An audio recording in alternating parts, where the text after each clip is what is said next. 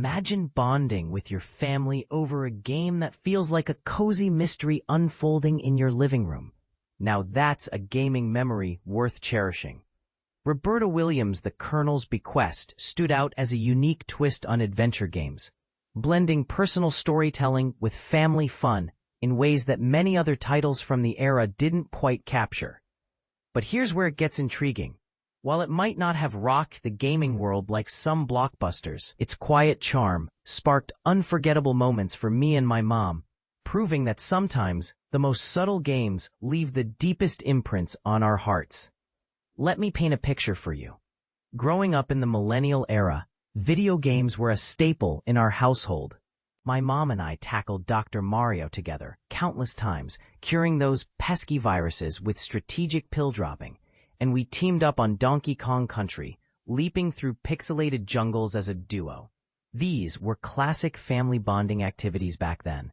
Yet, when it came to adventure games, those narrative-driven quests where you solve puzzles and uncover stories, my mom had a real passion for them. She adored the King's Quest series, following the heroic journeys of characters like King Graham in a magical world filled with dragons and damsels.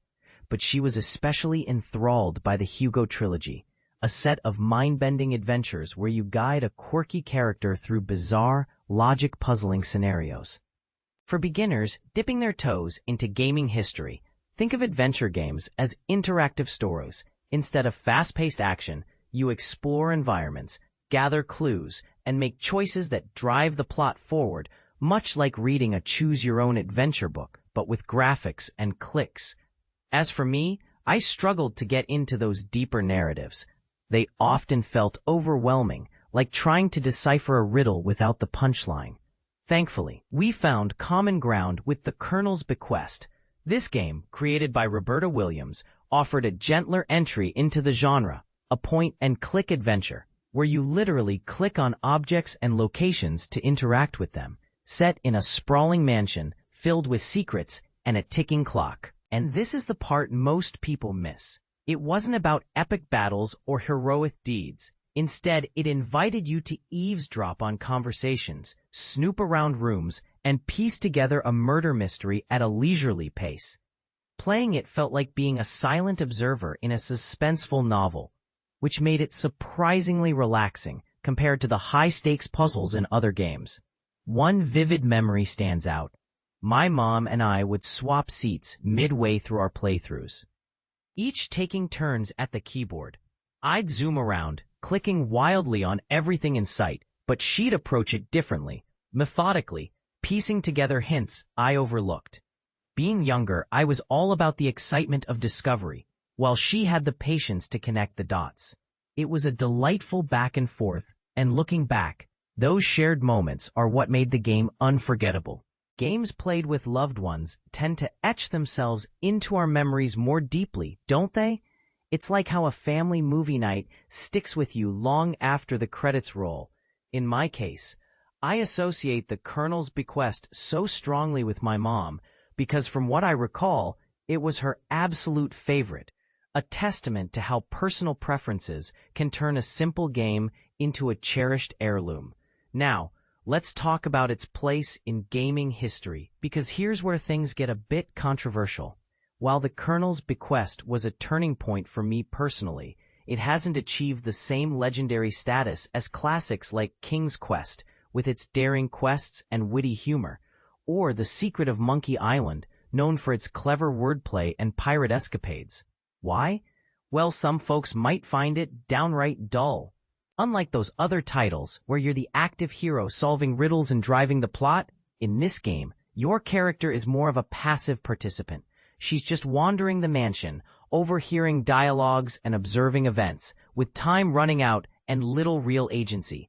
It's like watching the thriller unfold rather than starring in it, a formula that appeals to a niche crowd who enjoy atmospheric storytelling over intense gameplay. But here's the counterpoint that might spark debate. Is it really boring, or is it a refreshing break from the constant pressure to win?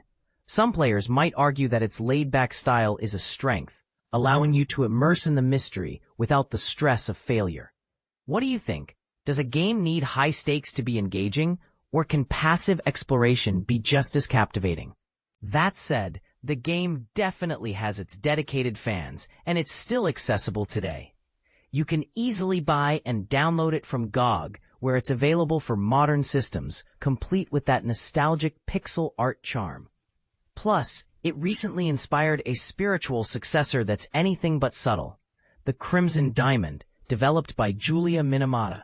This homage revives the era's EGA graphics. That's the colorful, blocky visuals popular in early 80s computers. With a fresh murder mystery in a mansion setting, we covered it here at Ars Technica. And if you enjoy retro vibes with a modern polish, it's absolutely worth your time. Think of it as a loving nod to the Colonel's Bequest, with updated puzzles that might feel more interactive for today's gamers. And speaking of the creators, Roberta and Ken Williams are far from retired. They've recently released a 3D remake of Colossal Cave, an iconic text-based adventure from the 1970s that many consider the grandparent of point-and-click games. It's like upgrading a classic fairy tale into a full-blown animated feature, expanding on the original's cave-exploring puzzles with stunning visuals and deeper immersion. In wrapping this up, the Colonel's Bequest reminds us that not every game needs to be a blockbuster to make an impact. It thrives on subtlety and shared experiences, even if its passive style divides opinions. Do you agree that quiet, observational games deserve more love in today's action-packed market? Or do you side with the critics who call it boring? Share your thoughts in the comments. Has a boring game ever become a favorite for you? Or do you prefer the thrill of active heroism? We'd love to hear your perspective. Ars Technica may earn compensation for sales from links on this post through affiliate programs.